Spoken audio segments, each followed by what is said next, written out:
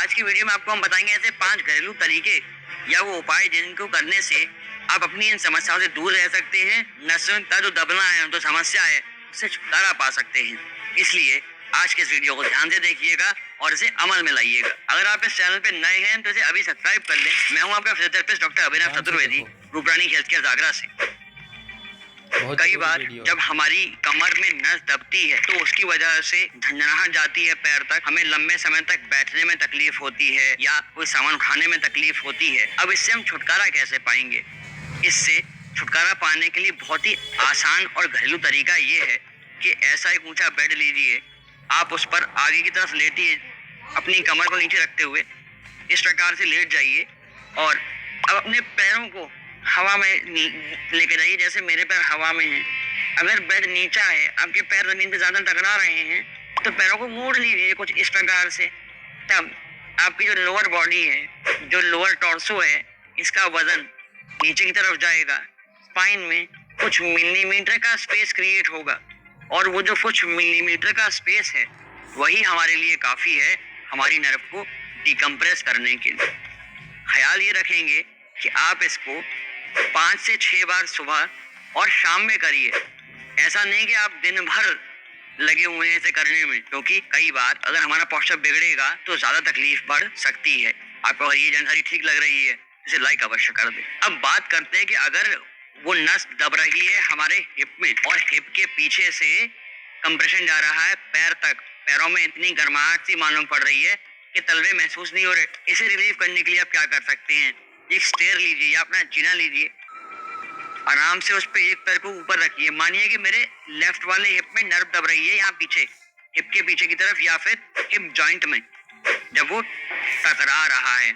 अब इसे मैं कैसे डिकम्प्रेस करूंगा? उसके लिए ऐसे खड़े हो जाइए ऊपर की तरफ एक स्टेयर पे, अफेक्टेड लेग को लटका लीजिए और उसको पेंडुलर मूवमेंट करिए कुछ इस प्रकार से। इससे क्या होगा? इससे एक डिस्ट्रैक्शन आएगा हिप जॉइंट अर्थात एसिटाबुलम और फ्यूमरल हेड के बीच में एक गैप क्रिएट हुआ कुछ मिलीमीटर्स का, जिससे कि वो जो नर्व दब रही थी वो रिलीज हो जाएगी। अच्छा, ऐसा कई बार इसलिए भी होता है क्योंकि लोगों को आर्थराइटिस होती है। हिप जॉइंट की आर्थराइटिस में भी ऐसा ही महसूस होता है। जब आपका हिप जॉइंट या फ्यूमरल हेड टकराएगा एसिटाबुलम में तो कहीं ना कहीं नर्व को भी इरिटेट करेगा, उस वजह से भी नमनेस आती है और फिर वो रेडिएट करता है पैर के नीचे तक। एक चीज और, जब आप अपने हिप का पेंडुलर मूवमेंट कर रहे हैं इस प्रकार से, तो आप एक काम और कर सकते हैं। कुछ समय बाद एक वेट कफ लीजिए और पैर पे यहाँ बांध दीजिए। जब आप वेट और ऐड कर देंगे तो थोड़ा सा डिस्ट्रैक्शन या कंट्रैक्शन और बढ़ जाएगा, तो आपको और इजी लगेगा, अच्छा लगेगा इस मूवमेंट को करने में और कंफर्ट मिल सकता है। इस एक्सरसाइज के मूवमेंट आप लगभग 10-10 के सेट में कर सकते हैं, सुबह दोपहर शाम। इनिशियली 10-10 करिए, फिर आप इसके 3 सेट तक प्रोग्रेस कर सकते हैं 10-10 के ही सेट में।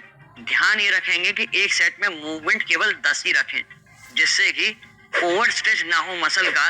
नहीं तो आप करने चले थे, नर्व को डिकम्प्रेस मालूम पड़ा, मसल ही खिंच गई, करना था कुछ, हुआ कुछ और। तो ये काम नहीं करना, ओवरडू किसी भी चीज को नहीं करना है जिससे हमें कष्ट ना होने पाए। इसके साथ साथ आपको ख्याल ये भी रखना है कि हिप जॉइंट में हमारे और मसल्स भी होती हैं, जैसे ग्लूट्स होती हैं या पेरिफेरमिस होती है। इन पर भी ध्यान दें।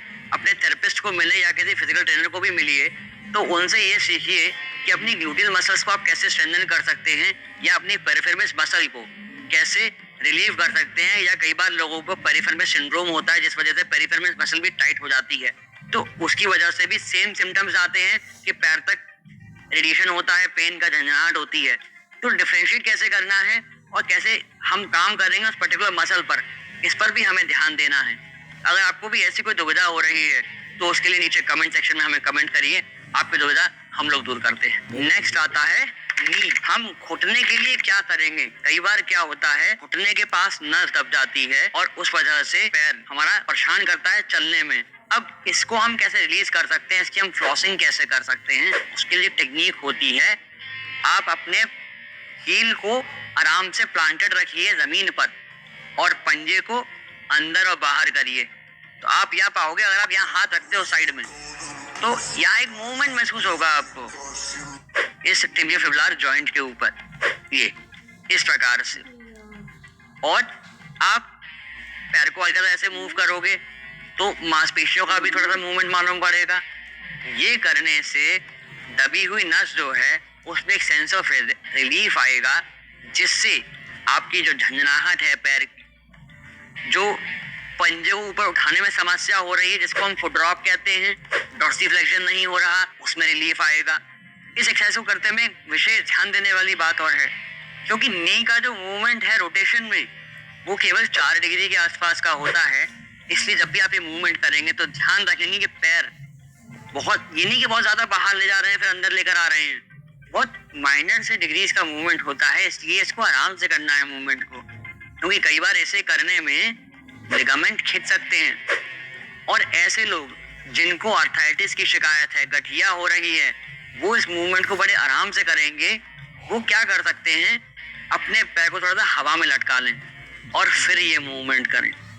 ऐसा करने से आपके जो आर्टिकुलर सरफेस हैं, वो आर्टिकुलर सरफेस जिनकी कार्टिलेज घिस चुकी है, फीमर और टिबिया यानी दोनों जो बोन आपस में टकराती हैं और दर्द करती हैं, वो एलिमिनेट हो जाएगा और आपको ये मूवमेंट परफॉर्म करने में कोई तकलीफ नहीं हो। अब अगर आपको भी एक्सरसाइज समझने में कोई दुविधा हो रही है, आपका भी पंजा ठीक से ऊपर नहीं उठ रहा है, तो नीचे दिए गए नंबर्स पे आप हमें कॉल करके संपर्क कर सकते हैं। हम प्रयास करते हैं आपकी दुविधा को दूर कर सकते। अब हम जानते हैं कि अगर हमारे शोल्डर पे नस दब रही है तो उसके लिए हमें क्या करना है। शोल्डर की चल जाएगी यहाँ तक